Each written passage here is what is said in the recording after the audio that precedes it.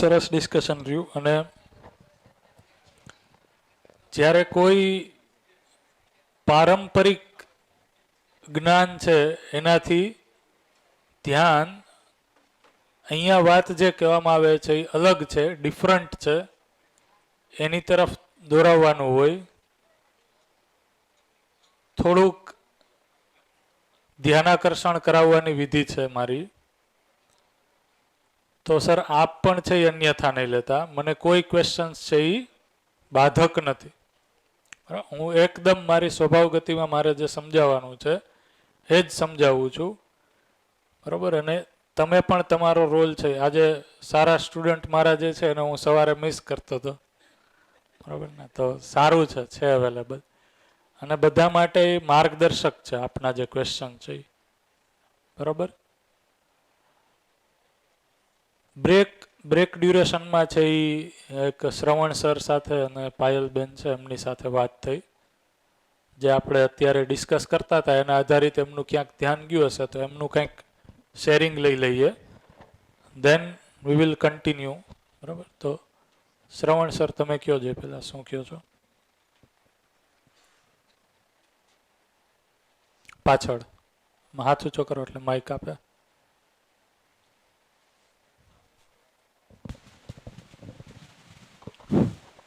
Hello sir. Hello. जैसे कि मैंने अभी आपको बताया था कि शनिवार को एक सुबह अटेंड किया था, दूसरा आज ही किया है, तो ज़्यादा इसमें घुस नहीं पाया हूँ. बट अभी जो हमारा टॉपिक चल रहा था इससे पहले, उसमें आपने एक बात जो बीच में कही थी कि पेरेंट्स चाहते हैं कि माता पिता चाहते हैं कि बच्चा हमारी रिस्पेक्ट करे, हमारे पाँव छुए. राइट. बट बच्चा जो है उनके पाँव नहीं छू रहा है, पेरेंट्स जबरदस्ती कर रहे हैं, आशीर्वाद लेके जा एग्जाम है, तो बच्चा वो जबरदस्ती उनके पाँव छूता है. एक आध वीक तक ये चलता है, फिर वो बच्चा भूल जाता है. तो कहीं ना कहीं सर ये बात हो सकती है कि बच्चा एक माता पिता के क्या गुण है वो अपने माता पिता में देख नहीं पा रहा है शायद, और यही कारण है कि वो अपने मन से उनके पैर नहीं छू रहा है. तो एक ये रीजन हो सकता है कि उसको वो क्वालिटी माता पिता की नहीं दिखी शायद, इसीलिए उन्होंने उसको पाँव नहीं छुए.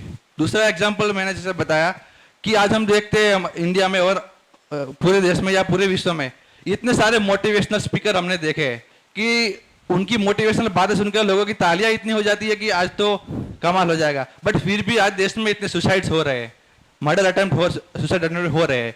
तो इसके पीछे भी सर यही कनेक्टेड हो सकता है कि इतना सारा मोटिवेशन मिलने के बाद भी सुसाइड रेशियो इतना बढ़ता क्यों जा रहा है.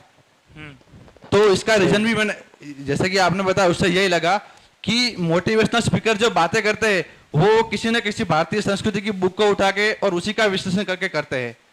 But the thing is that कि वो जो बातें करते हैं मोटिवेशनल स्पीकर, वो बातें या वो गुण उनके खुद के जीवन में अवेलेबल है कि नहीं, तो आई थिंक वो नहीं होंगे. इसीलिए उनका जो मोटिवेशन है वो लोगों पर असर नहीं कर रहा है. और इसीलिए जो है वो मोटिवेशन क्षणिक काम करता है कि जब वो लोग बैठे हैं उनको सुनते हैं तब उनकी वाह वाह जरूर करते हैं, बट वो मोटिवेशन लॉन्ग लाइफ तक काम नहीं करता है. तो उसके पीछे का रीजन यही है कि उस स्पीकर ने जो मोटिवेशन दिया है, जो ज्ञान दिया है या जो गुण की बात कही है, वो गुण उसके खुद के जीवन में नहीं है, और वो दूसरों को अपने जो क्या आधे घंटे के जो चार्ज लगते हैं उस पैसों के लिए वो मोटिवेशन लोगों को दे रहा है. यही है सर. बढ़िया. जो मिनिमम આપણે જોઈએ तो देखिए भारत में तो ज्ञान की ये परंपरा रही है कि ज्ञान कभी अभी तक बिका नहीं, और अभी मोटिवेशन के नाम पे ज्ञान को बेचा जा रहा है. तो जब भी ज्ञान को बेचा जाएगा तो वो ज्ञान की इफेक्टिवनेस नहीं रहेगी. ज्यादातर मोटिवेशन को अगर आप देखें, हमें किसी का नाम नहीं लेना है, कम से कम मैं ये मानता हूं कि कुछ गलत तो नहीं सिखा रहे हैं.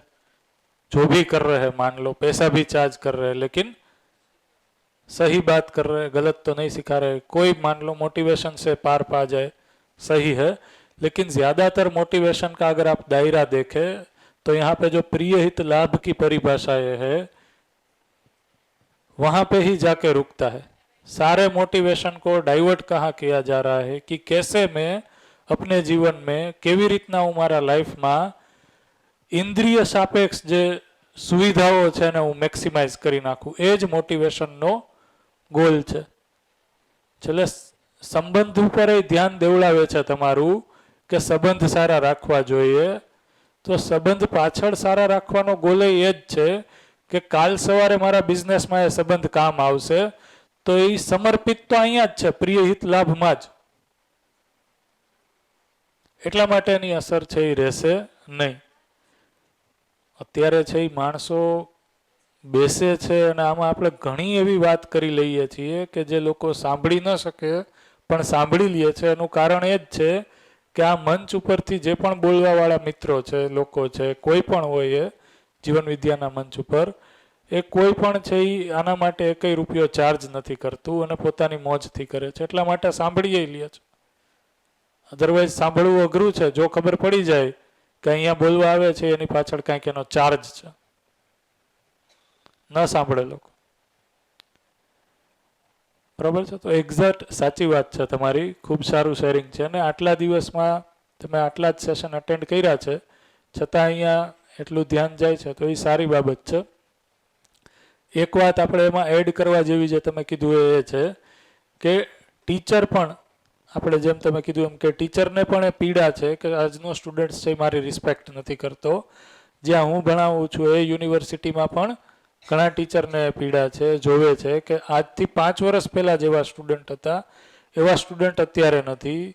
5 વર્ષ પહેલાં ભણાવતા એ ટીચરને એ પીડા છે કે આજથી 5 વર્ષ પહેલાં એવા હતા એવા આજે નથી. અમે જેમ ભણતા ને અમારા ટીચરની અમે જે વેલ્યુ કરતા એ અત્યારે વેલ્યુ નથી. તો ક્યાંક ને ક્યાંક એનું કારણ છે યાદ છે કે આપણે સ્કિલ્સના નામે પ્રોફેશનલિઝમને એવું ઊભું કરી દીધું છે અને મૂલ્યના નામે, વેલ્યુના નામે આપણા આચરણમાં એ વસ્તુ દેખાતી નથી. અને આપણે આચરણમાં નથી તો આપણે દઈ પણ નહીં શકીએ. એટલા માટે રિસ્પેક્ટ પણ કરી નહીં શકે. કરશે તો શેની રિસ્પેક્ટ કરશે? બરાબર છે. તો આ વસ્તુ આપણે દેવી જ પડશે. આ વસ્તુ સાથે આપણે જીવવું જ પડશે. એના વિના છે એ પરિવારમાં પણ રિસ્પેક્ટ નથી અને જે કામ કરીએ છીએ એ જગ્યાએ પણ રિસ્પેક્ટ નથી. પૈસા મળશે, રિસ્પેક્ટની કોઈ ગેરંટી નથી. હા, આ અહીંયા પગથિયા ઉપરથી કોઈ સર છે એ દઈ ગયું હતું કે કોઈના રૂપિયા છે એ અહીંયા પડ્યા હતા. બધા પોતપોતાના ચેક કરી લે, કોઈના ભૂલથી પડી ગયા હોય તો અહીંયા સર પાસેથી લઈ લે. 100 રૂપિયા છે. ઠીક છે, બરોબર છે. પાછળ માइक. नहीं नहीं पैसा नहीं है. हाँ हाँ क्या मैं कुछ बोलना चाहता हूँ Yes, sir. जस्ट. ये जो सर ने बताया ये रियली एक बिग प्रॉब्लम है. तो ये प्रॉब्लम हम सभी देखते हैं कि जो मोटिवेशन स्पीकर है, जो धर्म गुरु है, ये बहुत सारे प्रोग्राम्स चल रहे हैं लेकिन हम अपने जीवन में उसको ठीक ठाक से इम्प्लीमेंट नहीं कर पा रहे, इनकॉर्पोरेट नहीं कर पा रहे, मतलब अपने अंदर उसको नहीं ला पा रहे. ये मेरे ओर से जो मैंने रियलाइज किया, मे बी सही है, सही है. तो मुझे जो लगा है सबसे पहले इसको इम्प्लीमेंट करने के लिए, क्योंकि आज आप जो शिक्षा दे रहे हैं इट्स एन इनवैल्यूएबल, इसको पैसे से जोड़ा नहीं जा सकता है. आप दोनों का जो इंटेंशन है उसको पैसे से जोड़ा नहीं जा सकता है.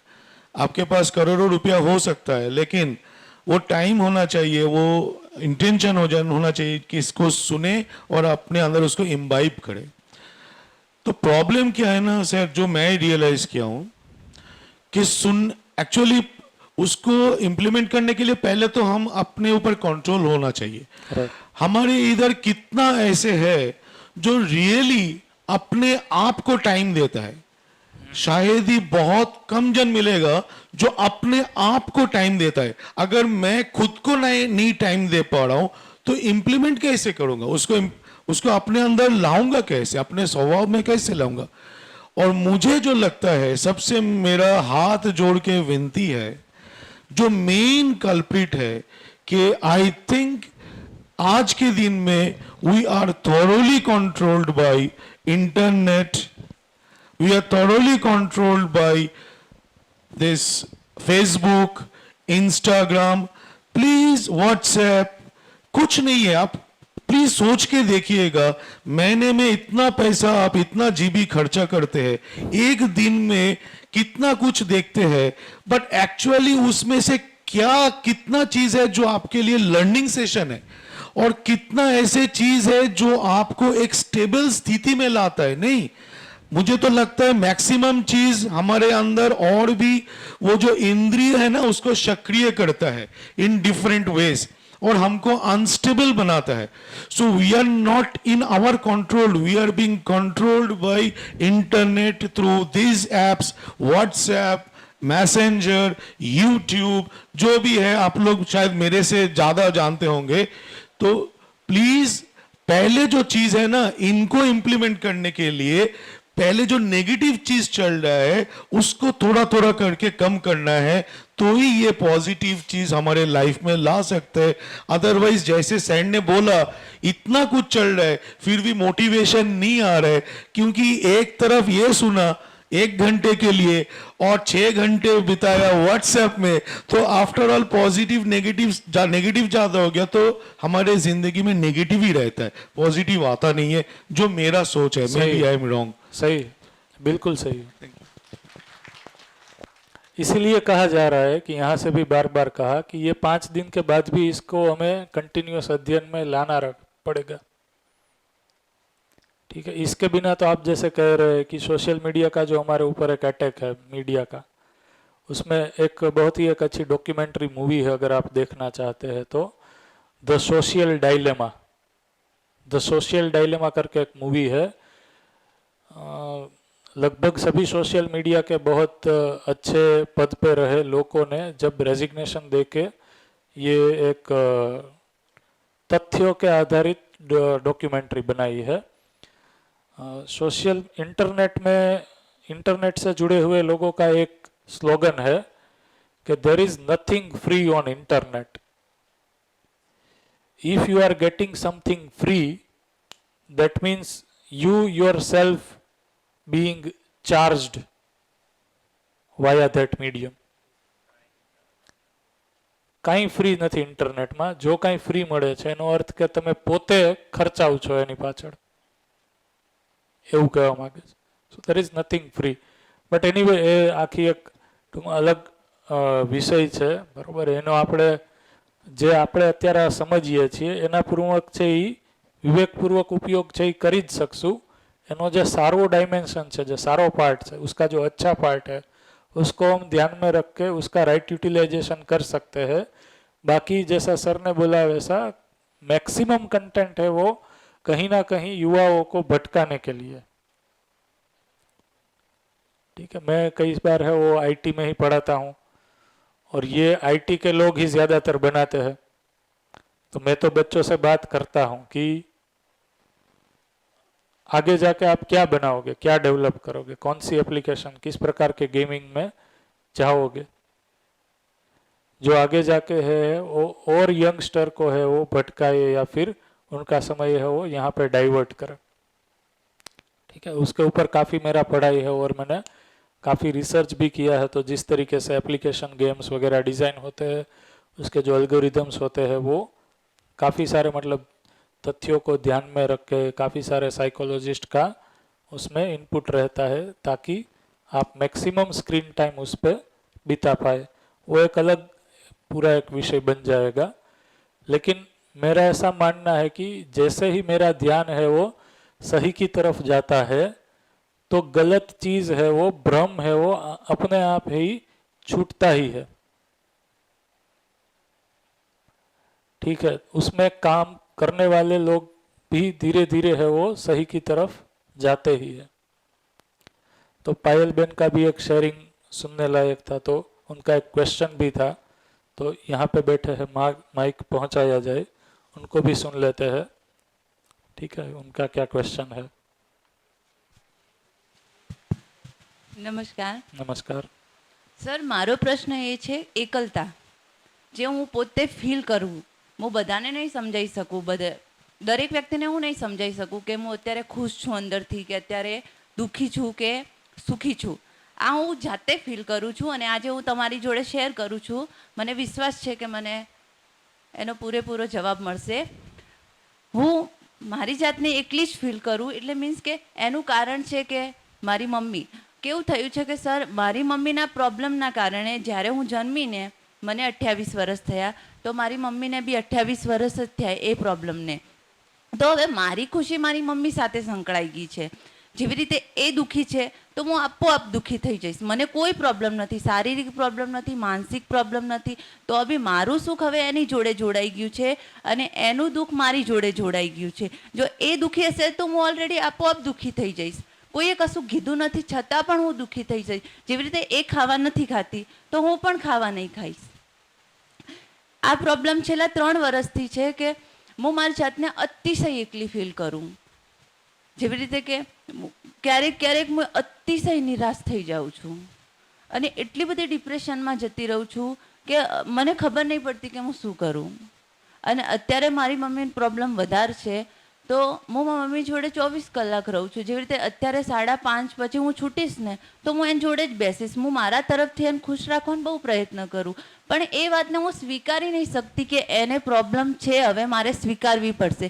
જેવી રીતે હું બીજાને દેખું ને, બીજા છોકરીઓ હોય કે છોકરા હોય, એમની મમ્મી જોડે દેખું ને, ચાલતા જોઉં તો મન બી ફીલ થાય કે કેમ મેં મારી મમ્મીને ક્યારે ચાલતા નહીં જોઈ, મેં ક્યારેય જોઈ નહીં. તો મન બી અંદર ફીલ થાય કે એવું તો શું હશે તો મેં મારી મમ્મીને ચાલતા નહીં જોઈ.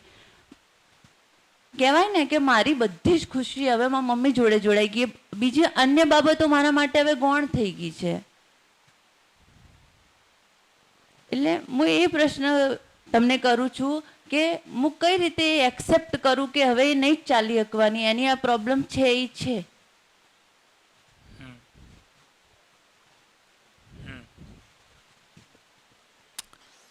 અને સ્વીકૃતિની વાત તો હું એક્સેપ્ટ જ નહીં કરી શકતી. જે રીતના આખું તમે એક્ઝામ્પલ શેર કર્યું, બરોબર, કે તમારા જન્મના કારણે છે એ ક્યાંક ને ક્યાંક તમે એવું માની લીધું છે કે મારી મમ્મીની જે સ્થિતિ છે એ છે, બરોબર છે. મેં એવું નહીં માન્યું કે મારા કારણે, અને એ લોકો ક્યારે કહેતા બી નહીં કે આ પ્રોબ્લેમ મીન્સ કે પાયલ જન્મી અને એના પછી થયું, એવું નહીં માન્યું. પણ એમ કહેવાય ને કે હું હવે એ જોઉં છું ને તો મને અતિશય ફીલ થાય એમ કે મારી જોડે જ કેમ, કદાચ એ ચાલતી હોત ને પછી એને પ્રોબ્લેમ હોત તો વાંધો નથી. એ હું સ્વીકારી જ નહીં શકતી.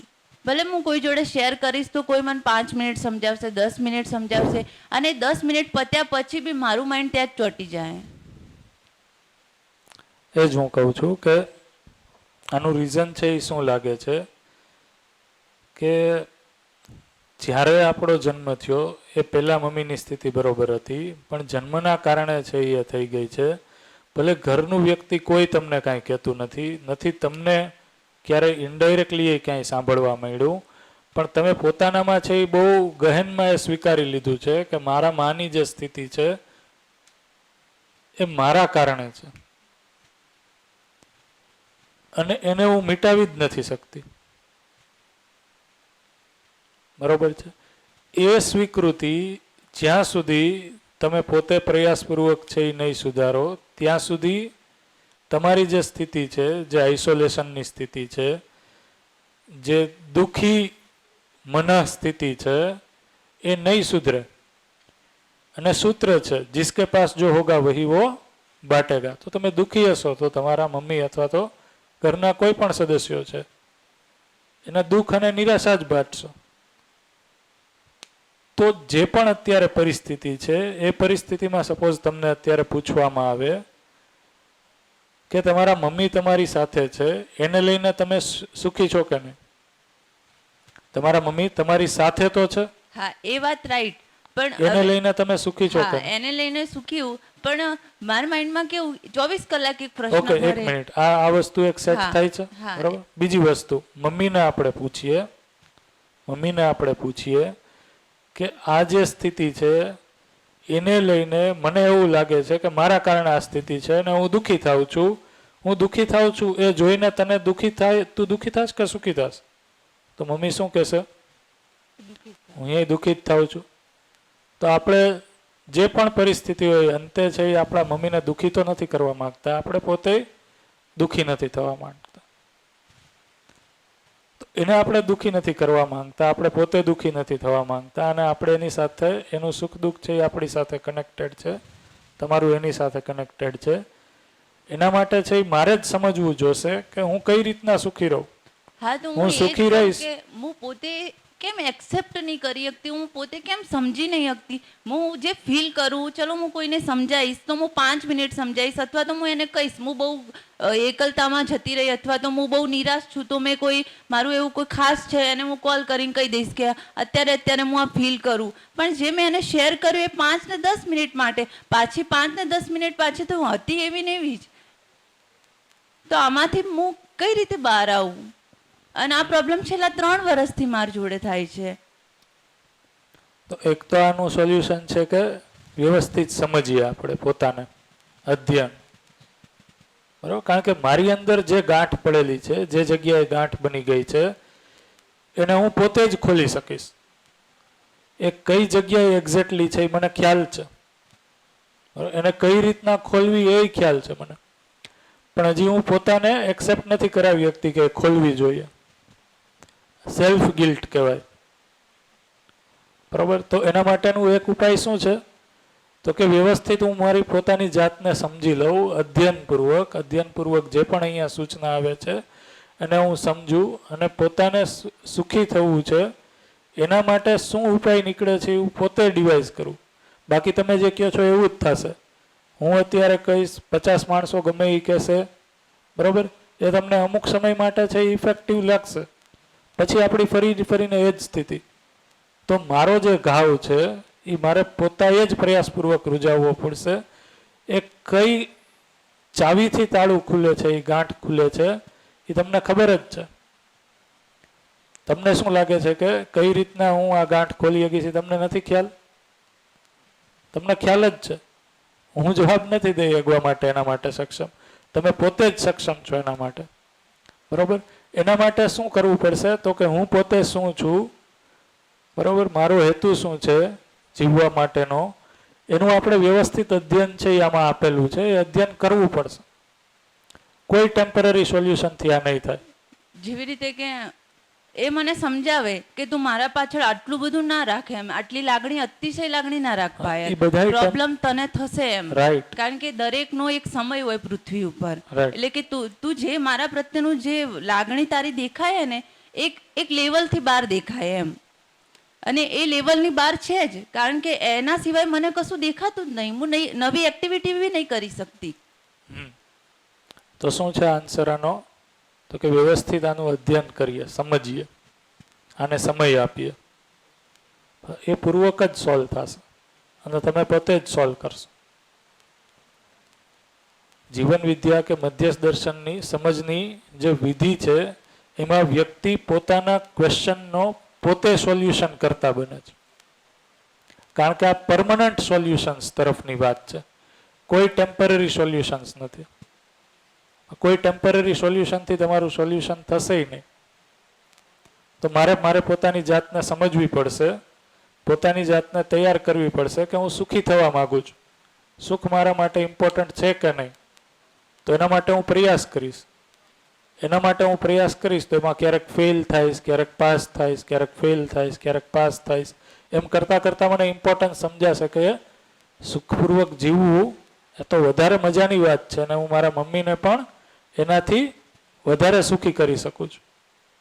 અલ્ટિમેટલી આપણી માએ એ જ ઈચ્છતી હશે કે જેટલી પણ પ્રોબ્લેમ છે એ ફેસ કરી અને અહીંયા સુધી પહોંચ્યા, મારું સંતાન સુખી થાય અને હું પણ સુખી રહું. તો એ તમારા સંતોષને તમારા મોઢા ઉપર જોવા માંગે છે. બરોબર? આનું કોઈ ટેમ્પરરી સોલ્યુશન નથી. સમય આપો પોતાની જાતને જોવાનો, નિરખવાનો, સમજવાનો, એમાંથી જ તમને સોલ્યુશન મળશે. જેમ કે આ એક પ્રયાસ છે, આવા પ્રયાસ હજી આપણે કન્ટિન્યુઅસ કરવા પડશે. સોલ્યુશન છે એ ચોક્કસ છે, મળશે જ. એક સેન્ટેન્સ છે ને આપણે જીવન વિદ્યાનું કે ઇન્સાન જાનબૂझ કે ગલતી કરતા નહીં. મતલબ મેં કોઈ ગલતી થઈ ગઈ છે અજાણતા, એવું હું માની બેઠો છું, મારા અંદર અપરાધ ભાવ પેદા થયો છે. મેં જાતે જ અપરાધ ભાવ પેદા કર્યો છે, તો મને માફ કરવા વાળો હું જ છું, બીજો કોઈ નહીં. રાઈટ. એટલે અપરાધ ભાવ જ આપણને પીડા આપે છે. જાણતા અજાણતા મેં મારી જાતને અપરાધી બનાવી દીધી છે કોઈ કારણોસર, જેવી રીતે મારા કારણે કદાચ મારા મમ્મીને દુઃખ છે કે વોટ એવર, એ અપરાધ ભાવનો બોજ હું નથી ઝીલી શકતી, એનું આઉટકમ છે એ મારું દુઃખ છે. તો મેં અપરાધ કર્યો નથી, એમ જાણી જોઈને આપણે કોઈ એક્ટિવિટી કરી નથી. અને બીજું, મારા દુઃખમાં મારા મધરનું પણ દુઃખ જ છે, સુખ નથી. આટલી વસ્તુ પર થોડું ધ્યાન લઈ જજો, આ 2-4 શબ્દો ઉપર, અને એનું ચિંતન કરજો, આઉટપુટ આવી જશે. હજી સમજવાનું આમાં ઘણું બાકી છે. આને સમજશો તમે એટલે લગભગ કોઈ એવો પ્રોબ્લેમ નથી, રિલેશનને લગતો તો ખાસ, જે સોલ્વ નહીં થાય. બરોબર? અને તમારી અંદર સોલ્યુશન બની જશે તો મમ્મીની સ્થિતિ તો સારી બની જ જશે. આની અંદર સોલ્યુશન છે એટલી, પણ હજી સમય આપવો પડશે આપણે. જેટલો પણ કન્ટેન્ટ અહીંયા ડિસ્કસ કરીએ છીએ એમાં હું ક્યાં અટકેલી છું એ હું જોઉં. જેમ કે હું દુઃખી થાઉં છું કે મને ક્યારેક સુસાઇડલ થોટ આવે છે, શું લાગે છે? સુસાઇડ કરવાથી શરીર મરી જાય છે કે જીવન મરી જાય છે? શરીર જ મરે છે. જીવનમાં તો એ પીડા બનેલી જ રહે છે, એનો તો એ ઉપાય નથી. તો મારા જીવનને જ મારે ઠીક કરવું પડશે, અને એ ઠીક થઈ શકે છે. માણસની સાથે સારી બાબત એ છે કે એ જે સમયે નક્કી કરી લે કે મારે ઠીક થવું છે ત્યારે એ ઠીક કરી શકે છે. બરોબર? આપણે ઘણા એવા કિસ્સાઓ જોયા હશે જેમાં 360 ડિગ્રી ટ્રાન્સફોર્મેશન કે ચેન્જ જોયા. બરોબર? તો પોસિબલ છે આરામથી. બરોબર? એ વિશ્વાસ તમારી ઉપર બનાવી રાખો. અત્યારે આ ક્વેશ્ચન થયો એનો અર્થ કે મારે સોલ્યુશન તો જોઈ છે. બરોબર? અને સોલ્યુશન છે એ આમાં પડેલું જ છે. એ સોલ્યુશન છે એ હું જ બનાવીશ. રાઈટ?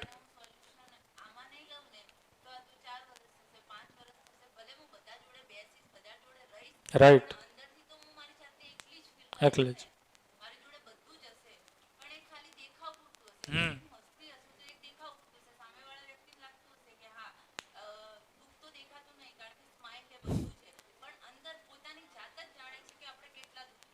રાઈટ.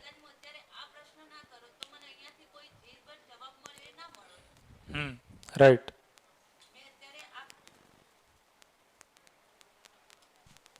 જે રીતે મેં તમને અત્યારે પ્રશ્ન કર્યો એ પ્રશ્ન હું અત્યારે ના કરું તો એ પ્રશ્ન મારી અંદર જ રોત. અને જેવી રીતે 3 વર્ષથી હું આ પ્રશ્ન સાથે જીવું છું, એના 4 વર્ષ થોત, 5 વર્ષ થોત, એ મારી જોડે ને જોડે જ સંકળાયેલો રોત. એટલે મેં આ પ્રશ્ન અત્યારે કર્યો કે અહીંયાથી મને કંઈક તો સોલ્યુશન મળે ને, કંઈક તો જવાબ મળે ને. સોલ્યુશન શું છે? વ્યવસ્થિત અધ્યયન. આનું જ ટેમ્પરરી સોલ્યુશન કોઈ નથી. સમય આપવો પડશે. બરાબર?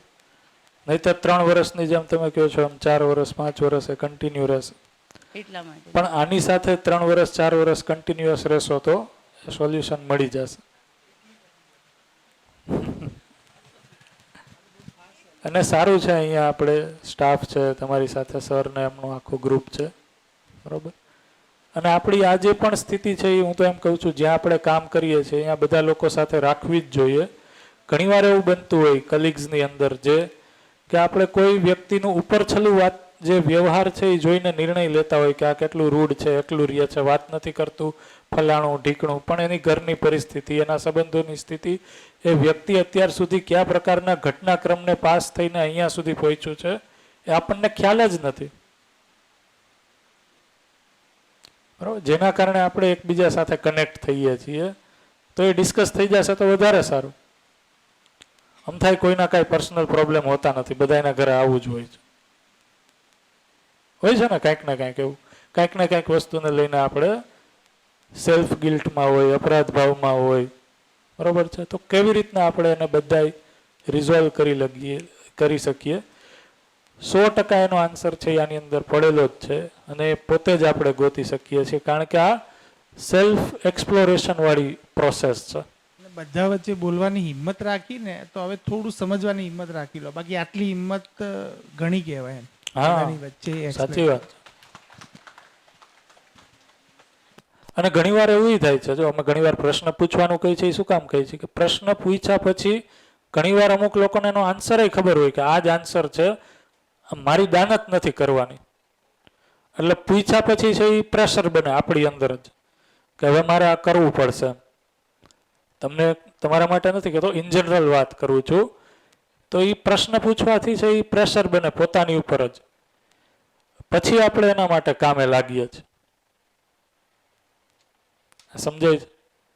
જેમ કે શિબિર લેવા માટે અમે અહીંયા આવીએ, વાત કરીએ, બરોબર, તો અમારી ઉપર છે એ ક્યાંક ને ક્યાંક એ શિબિરમાં જે પણ અમે બોલીએ છીએ એ બોલેલાને આચરણમાં જીવવાનું પ્રેશર બને જ છે. એટલે તો અમે જ્યારે સોમભૈયા પાસેથી શીખ્યા ત્યારે એક વસ્તુ શીખી કે ભાઈ શિબિર લેવા માટે કોઈને સમજાવવા નથી જતા, આપણો કાંઈક ઉદ્ધાર થઈ જાય એના માટે જાય છે. બીજાને કોઈને સમજાઈ જાય તો એ બાય પ્રોડક્ટ છે, બોનસ. સર્વશુભમાં સ્વશુભ સમાયેલું જ છે, બરોબર છે. તો આપણે મળીને આનો આન્સર છે એ ગોતશું, આનું સોલ્યુશન છે એ મળી જ જાય એમ છે. બહુ નાનો પ્રોબ્લેમ છે, થઈ જશે, બરોબર છે. તો અહીંયા સુધી આપણે જે વાત કરી એમાં એક સત્યની દ્રષ્ટિ છે એ બાકી હતી. સત્યની દ્રષ્ટિમાં છે એ ધર્મમાં એવું કીધું કે વ્યવસ્થામાં ભાગીદારી સાપેક્ષ હું કોઈ નિર્ણય લઉં છું. ધર્મની એક બીજી પરિભાષા એ પણ છે, जिसको जिससे अलग ना किया जा सके धार्यति धर्म.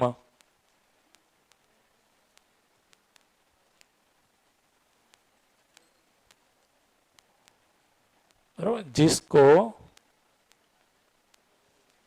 जिससे अलग ना किया जा सके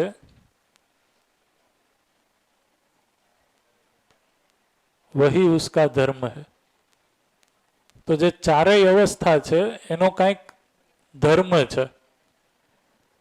એમાંથી આપણે છે એ ધારો કે એક અવસ્થા અત્યારે લઈએ, માનવ છે, તો માનવનો ધર્મ શું છે? તો કે સુખ. તમે ગમે એ કરો પણ માનવને છે એ સુખથી અલગ નહીં કરી શકો જ્યાં સુધી એ શરીર સાથે છે, જ્યારે એ શરીર સાથે નથી. સુખ એક કન્ટિન્યુઅસ એની ડિમાન્ડ છે. તો જેનાથી જેને અલગ નથી કરી શકાતું એ જ એનો ધર્મ છે. તો જ્યારે હું સુખને ધ્યાનમાં રાખીને માણસ સાથે વ્યવહાર કરું છું, એના સુખમાં હું બાધા નથી બનતો, તો હું ધર્મની દ્રષ્ટિપૂર્વક છે એ આગળ વધું છું. આને કીધું ધર્મ દ્રષ્ટિ. એવી રીતના ચારેય અવસ્થાનો ધર્મ છે, જે આગળ અધ્યયન સત્રમાં આપણે છે એ બહુ ડિટેલમાં ડિસ્કસ કરીએ છીએ કે માનવ, પદાર્થ, પ્રાણ, બરાબર, જીવ અવસ્થા છે, બધા અવસ્થાનો ધર્મ આખરે છે શું? તો એ ધર્મમાં હું બાધારૂપ ન થાઉં, એ જ વ્યવસ્થામાં ભાગીદારી છે એ અવસ્થાની. એ રીતના જો હું નિર્ણય લઉં છું તો એ ધર્મની દ્રષ્ટિથી નિર્ણય છે. અને સત્ય એટલે સહઅસ્તિત્વ સાપેક્ષ નિર્ણય, બરોબર. અખંડ સમાજ, સાર્વભૌમ વ્યવસ્થા,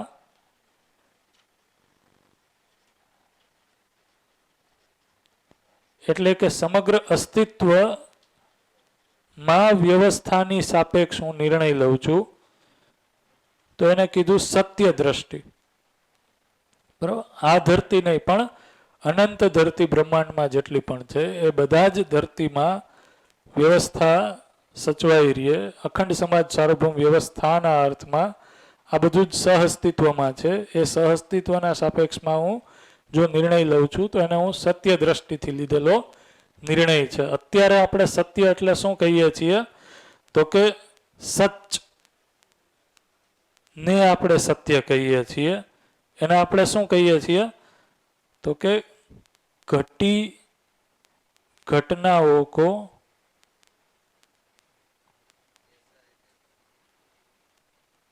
दोहराना, बोलना, उसको हमने सत्य कहा है.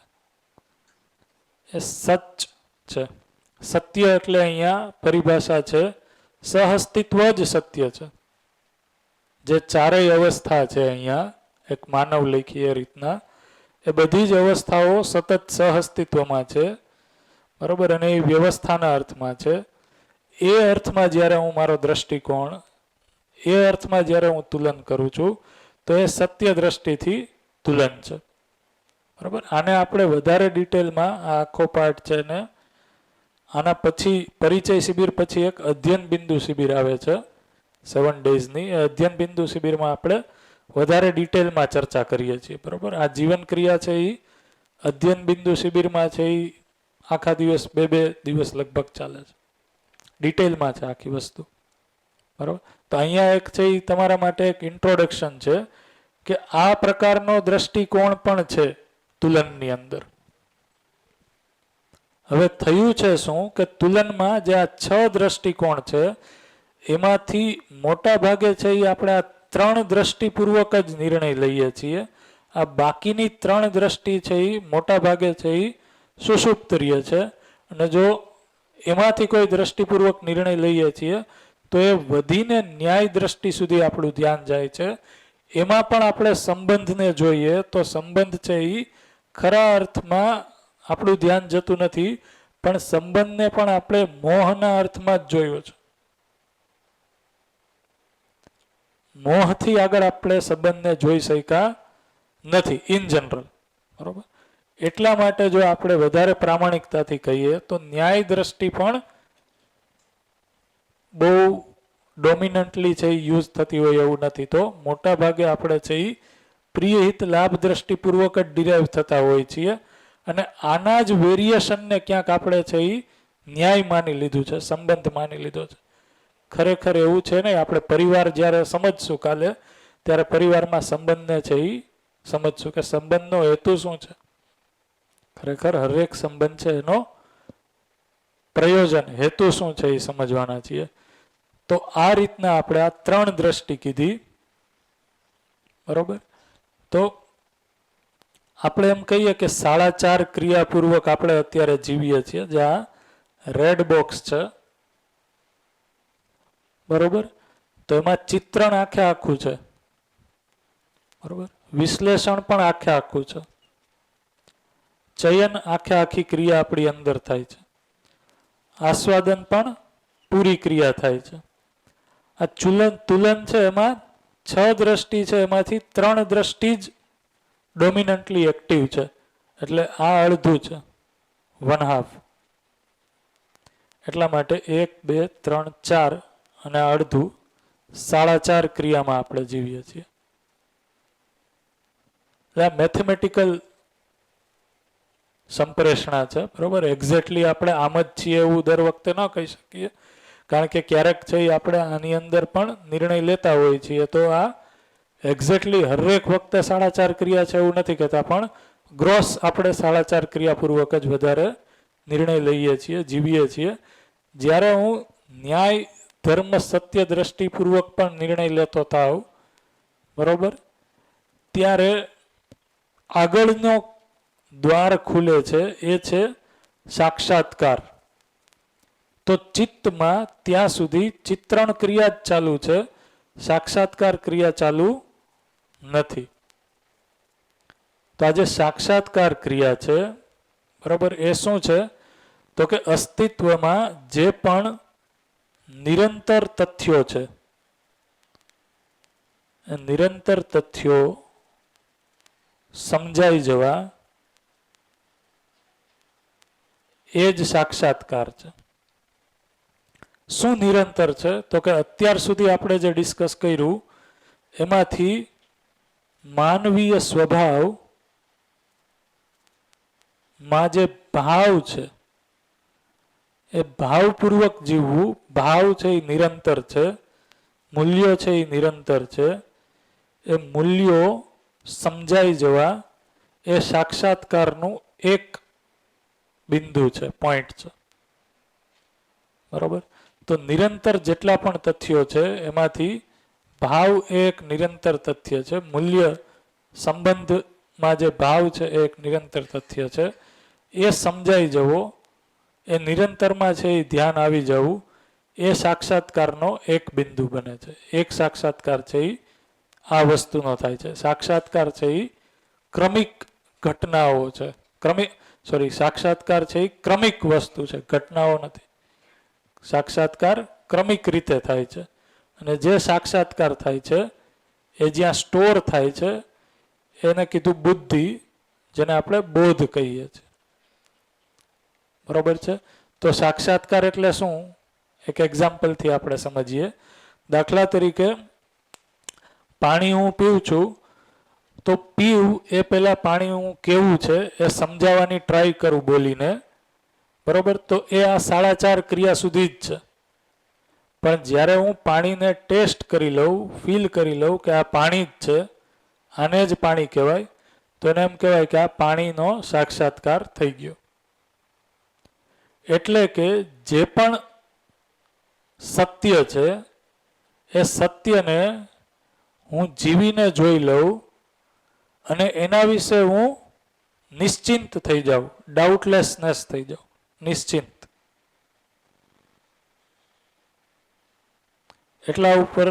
એટલા માટે એના ઉપરથી અહીંયા શબ્દ છે ચિત્ત, નિશ્ચિંત.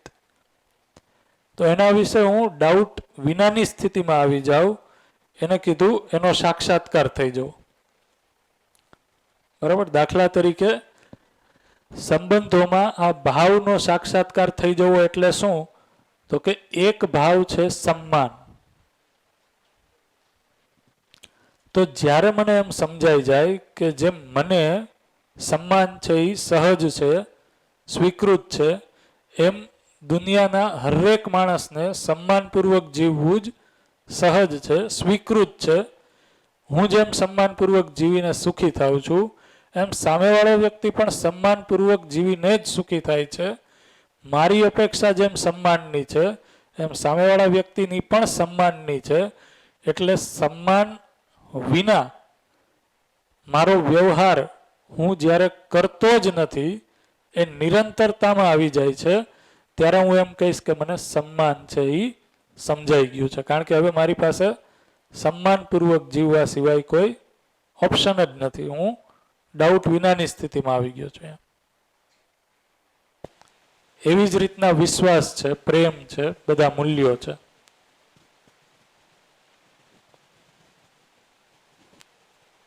બરોબર?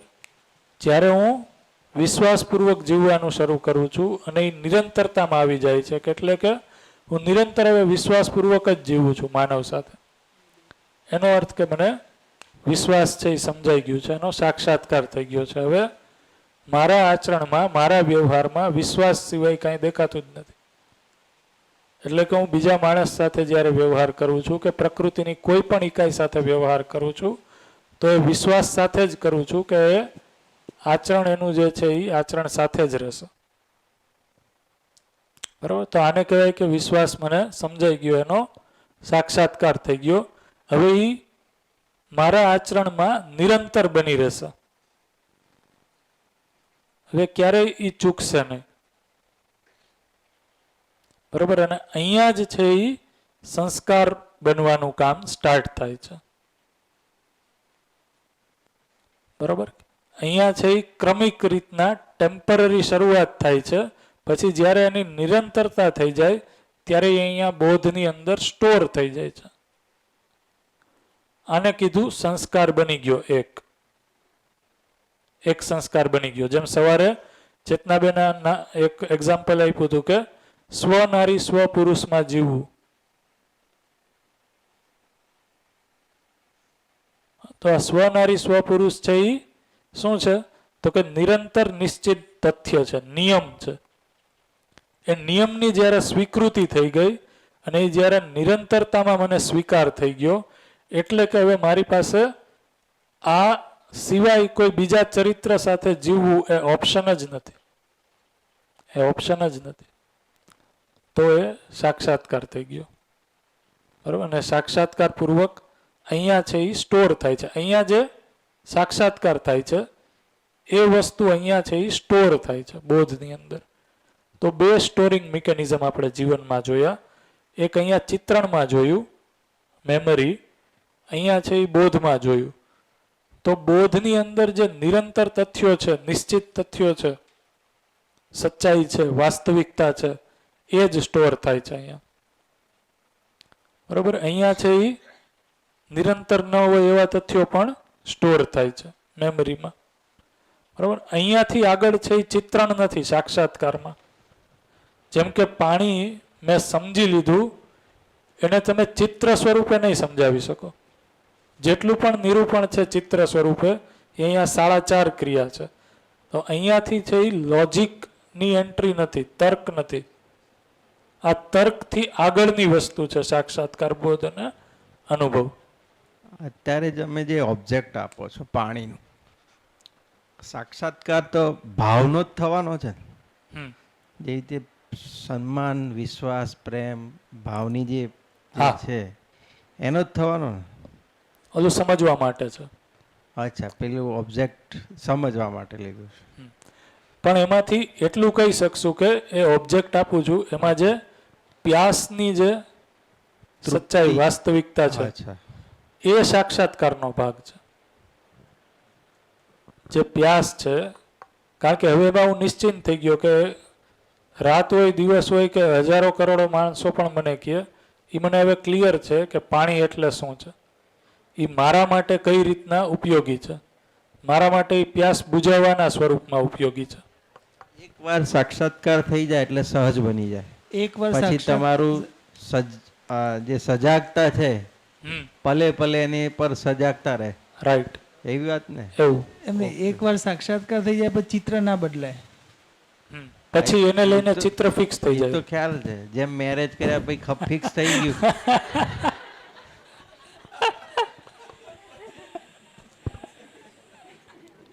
તો જેમ મને પાણી સમજાઈ જશે તો પાણીની ઉપયોગિતા પછી મને બધી જ જગ્યાએ સમજાઈ જશે, એનો રાઈટ યુટિલાઇઝેશન શું છે. તો એ ગમે એ થશે પણ પાણીનો દુરુપયોગ મારાથી નહીં થાય. બરોબર, કારણ કે પાણીનો સાક્ષાત્કાર એટલે પ્રયોજન અથવા તો નિશ્ચિત એનો જે હેતુ છે, નિશ્ચિત હેતુ, એના અર્થમાં વ્યવસ્થામાં એની શું ઉપયોગિતા છે એ મને ક્લિયર થઈ ગયું. તો એટલા માટે અહીંયા એ પણ કહેવામાં આવે છે કે પ્રયોજનોનો સાક્ષાત્કાર થાય છે. એટલે કે વ્યવસ્થામાં જે એનો એક નિશ્ચિત હેતુ છે એને કીધું પ્રયોજન, એનો સાક્ષાત્કાર થશે.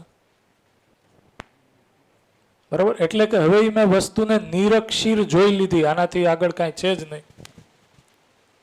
હું પોતે એ ડાઉટલેસનેસ સ્થિતિમાં છું કે આનાથી આગળ હવે કાંઈ આ છે, એટલે હવે મને એ વસ્તુનો સાક્ષાત્કાર થઈ ગયો છે.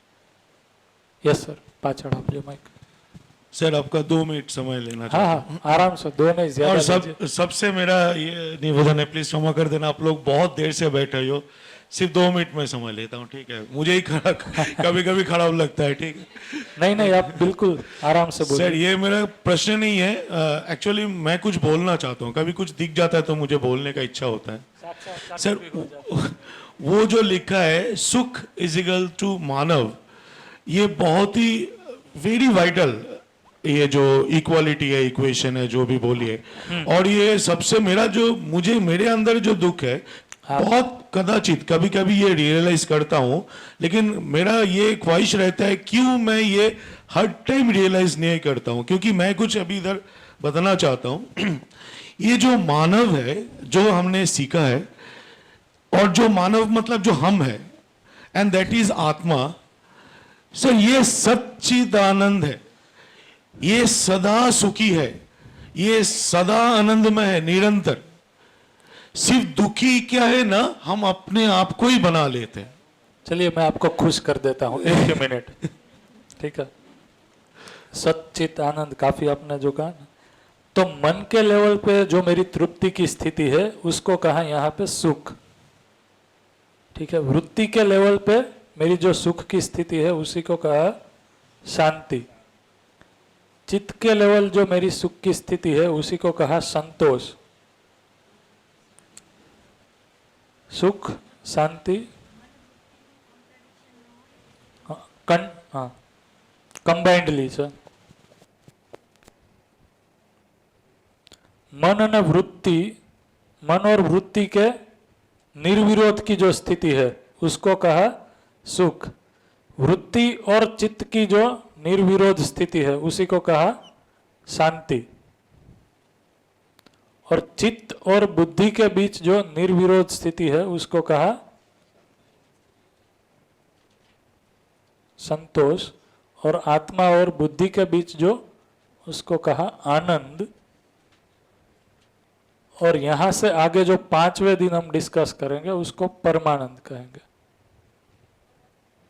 तो इसमें सत चित आनंद सब आ गया।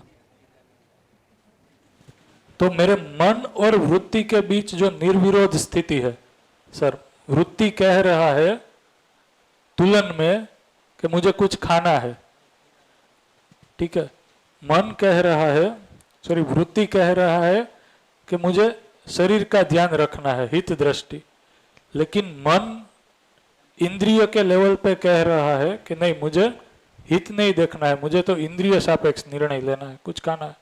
सो देयर इज ए कॉन्ट्राडिक्शन और डिसहार्मनी इन बिटवीन वृत्ति एंड मन, उसी को कहा दुख, ठीक है, और उसके बीच जो हार्मनी है उसी को कहा सुख। वैसे ही चित्त और वृत्ति के बीच जो हार्मनी है उसको कहा शांति, बुद्धि और आत्मा के बीच, सॉरी बुद्धि और चित्त के बीच संतोष, और बुद्धि और आत्मा के बीच आनंद। लेकिन इसको और हम आराम से खोलते हैं अध्ययन बिंदु शिविर और अध्ययन में। हाँ, आप कंटिन्यू कीजिए। Sir thank you for this explanation, बहुत बढ़िया था।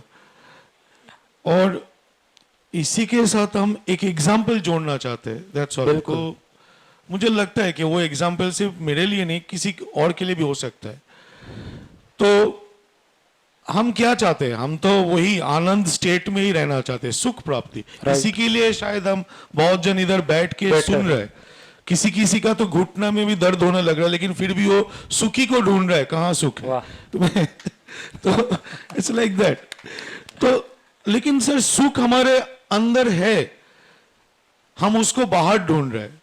हाँ, हम टोटली वी आर इन सच्चिदानंद स्टेट, बट हम बाहर सुख ढूंढ रहे हैं। एक एग्जांपल है, हमारे घर में हमारे जस्ट आस पड़ोस में थोड़ा सा कम हो जाए, कमती हो जाए, तो उसमें हमको दुख पहुंच जाता है। बिलीव मी सर, मैं बहुत बार बाहर, मैं अकेले बाहर चले जाता हूँ। Even I have travel to Himalayas, मैं ऋषि मुनि से मिलता हूँ, उनके साथ बात करता हूँ, वो मेरा एक पैशन है, ठीक है, खोज में। तो चलते चलते सर हम किसी बात में दुखी है, लेकिन सर एक बार मैं देखा चलते चलते वो जो सर वैगाबंड होते हैं ना, मतलब वो इधर उधर घूमता है, फिर इधर थोड़े दिन के लिए बैठ जाता है, फिर वो टेम्पोररी काम करता है, ठीक है, कुछ तो बना लिया रहने का।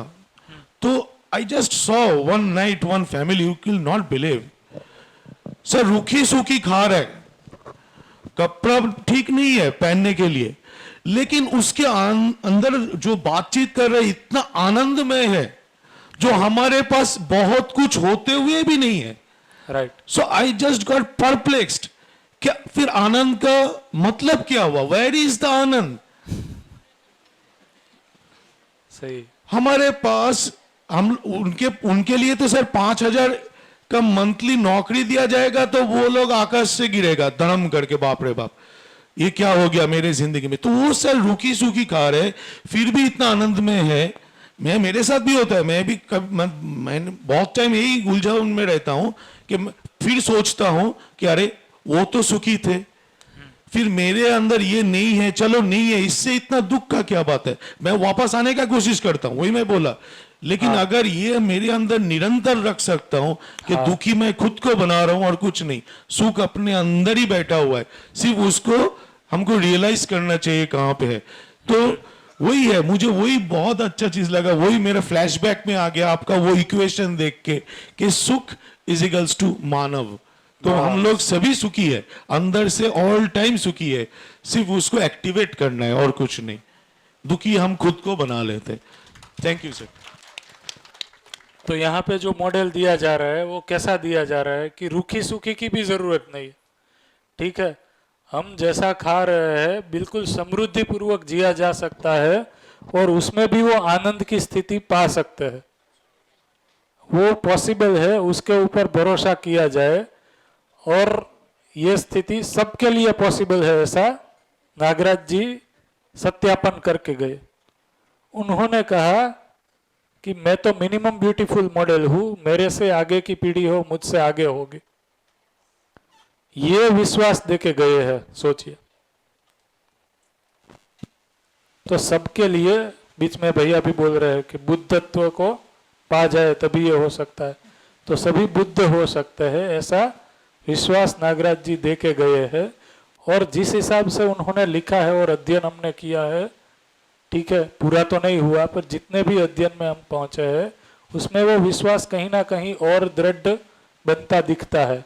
और जैसे ये शिविर लेते हैं, स्टूडेंट के साथ बात करते हैं, और जो सामने से वो रिस्पॉन्स आता है, वो कहीं ना कहीं और विश्वास है वो समाज के ऊपर बैठाने के लिए हमें कहता है कि नहीं, समाज में भी इसकी ही खोज है, मानव की यही खोज है, और इसको निश्चित रूप से पाया जा सकता है।